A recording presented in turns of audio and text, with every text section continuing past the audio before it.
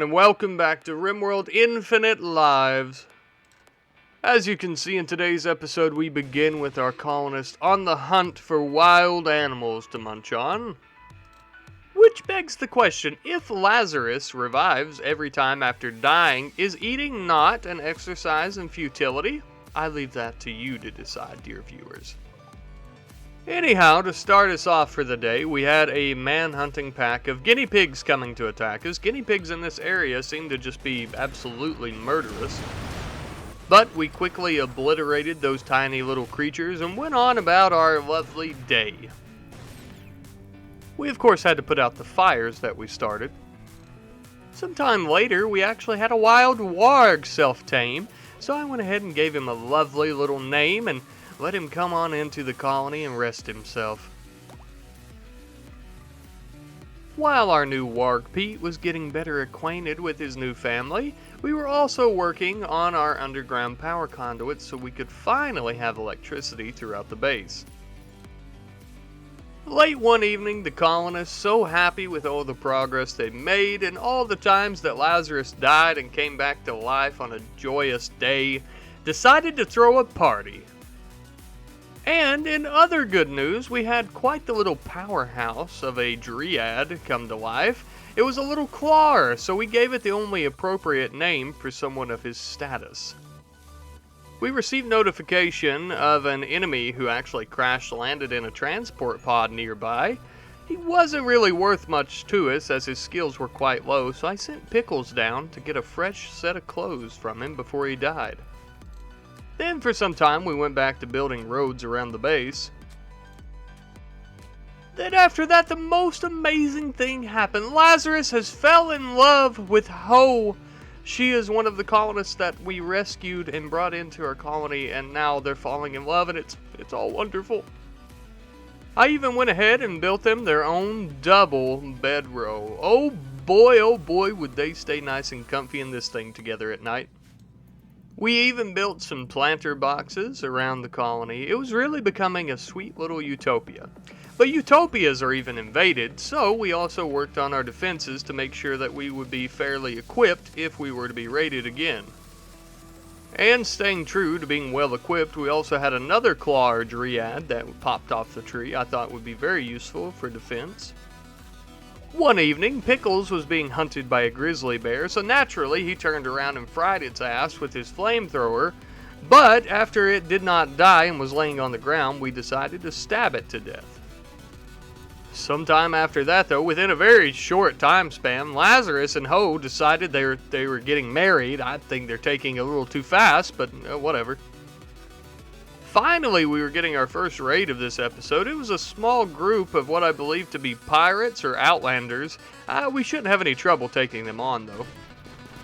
And truly, we didn't have any issues. There was blood and fire everywhere, but we ended up winning.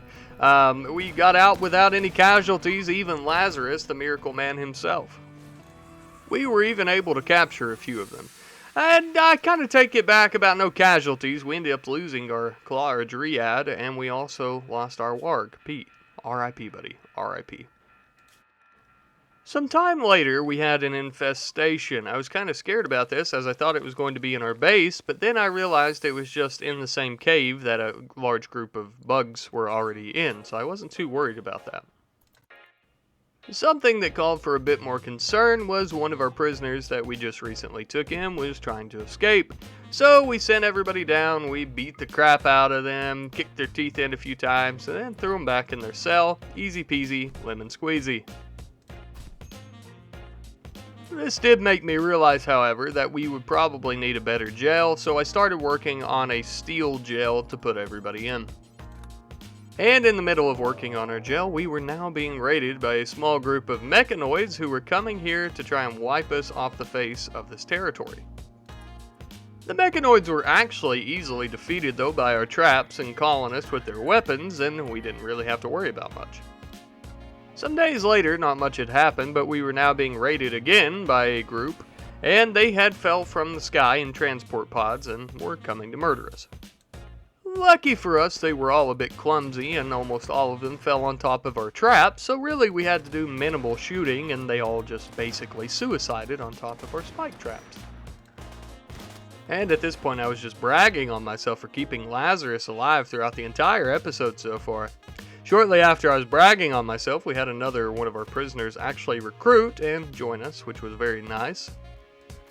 We also received a transmission of a outpost that had some treasure in it. It was a bit of Glitter World medicine and some hyperweave, I believe.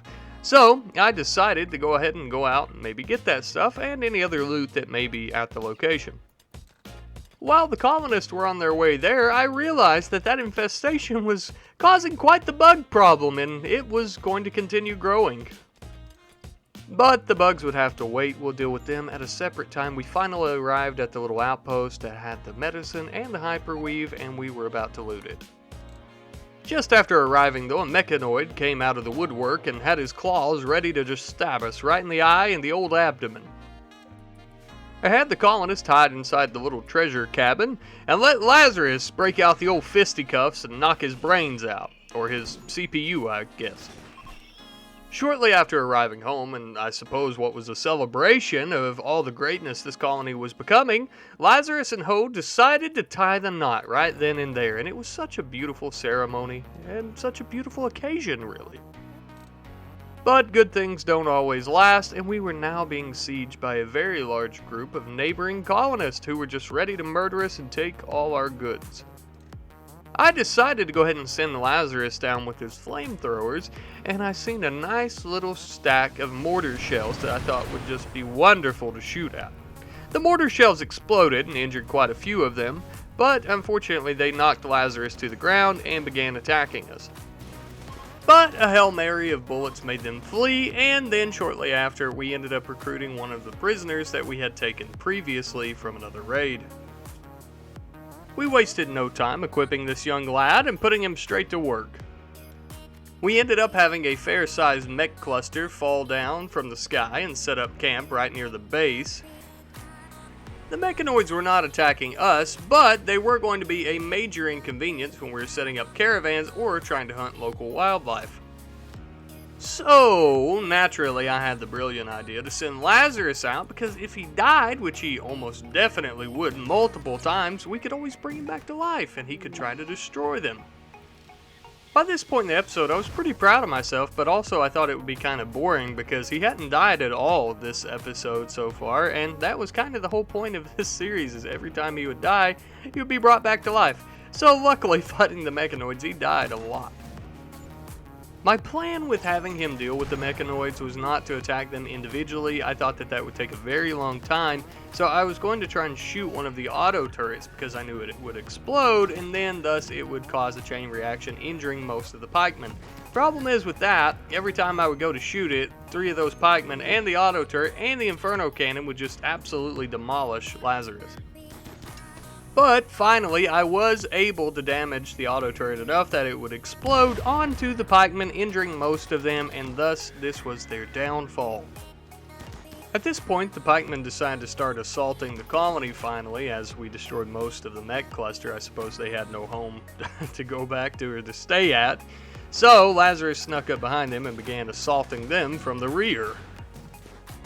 After a while, we ended up finally defeating the mech cluster completely, and we ended up getting rid of the sun blocker that had been blocking out, well, the sun.